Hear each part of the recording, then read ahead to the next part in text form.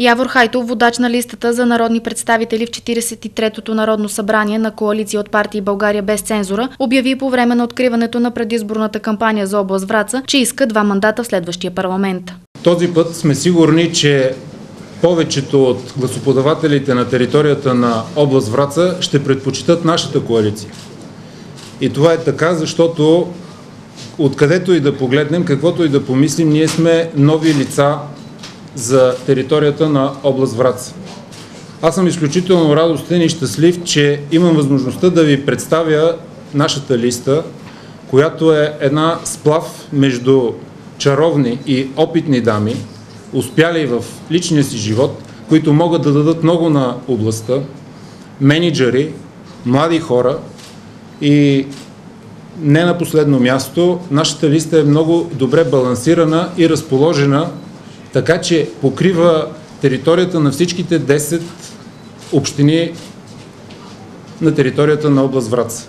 Освен водача Явор Хайтов, в листата са още Веселина Делчева-Борисова, Павлина Иванова, Георги Димитров, Диляна Давидкова, Симеон Симеонов, Соня Предоева, Христо Иванов, Иво Иванов, Цецко Кривачков, Александър Гешев и Георги Генов. Коалицията има програма.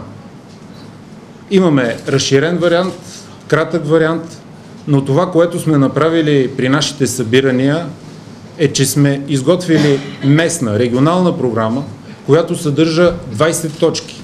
Тези 20 точки са разпределени по 2 за всяка община. Това, което ви моля да имате предвид, е, че ние сме далеко от популизма, който много често се разпростира чрез медиите до всички нас. И честно и открито ще се борим за доверието на гласоподавателите. Създаване на работни места, подобряване на градската и извънградска инфраструктура и развитието на туризма са част от приоритетите в програмата на коалиция България без цензура за област Враца. Това, което извеждаме пред скоби, е създаването на работни места.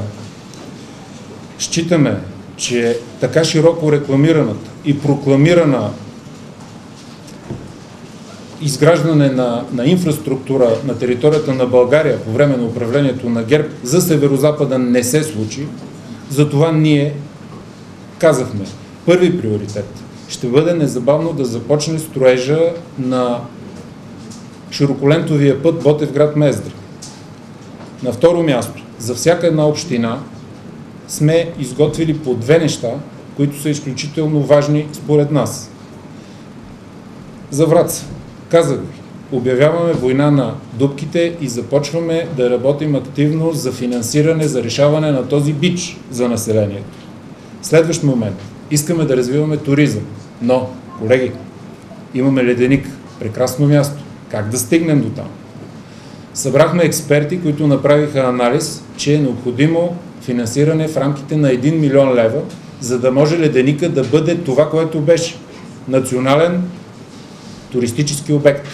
Коалицията ще продължи да отстоява и усилията за отваряне на военното поделение във Враца. Явор Хайтов, водач на листата, лично се ангажира с предоставяне на правна помощ за окончателното решаване с юридически аргументи на казуса с бившата джамия. Целта е тя да остане собственост на дирекция Природен парк Врачански Балкан, а не да се превръща в молитвен дом. На 15 септември в драматично-кукления театър във Враца коалиция България без цензура, Земеделски народен съюз, Движение Гергьовден, Политическа партия Лидер, Български демократичен съюз Радикали, Съюз на свободните демократи и Партия на българските жени кани всички врачани на предизборен концерт. Коалиция България без цензура е под номер 13 в интегралната бюлетина. Купуването и продаването на гласове е престъпление.